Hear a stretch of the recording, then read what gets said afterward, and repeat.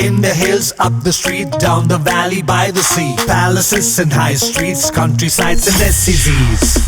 We've been here, we've been there, Veka's been just everywhere. Skanda sets పై ఉన్నప్పుడే double smart మొదలైంది.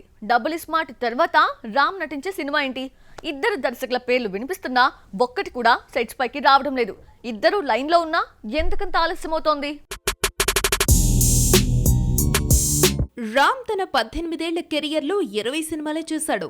Dead స్లోగా వెళ్తున్న కెరియర్ ను స్పీడప్ చేయాలని డిసైడ్ అయ్యారు. డబుల్ స్మార్ట్ రిలీజ్ కాకుండానే ఇద్దరు దర్శకులను లైన్ లో పెట్టాడు.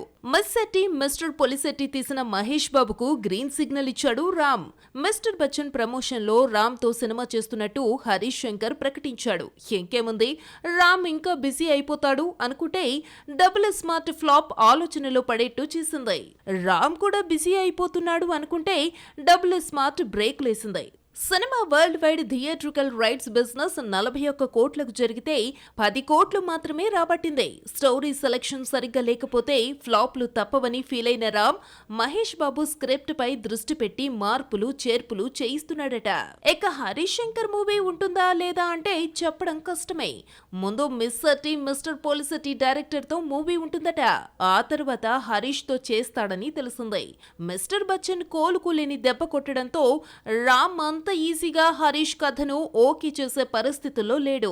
ఏదైనా నెక్స్ట్ మూవీ మొదలు కావడానికి టైం పట్టనుంది.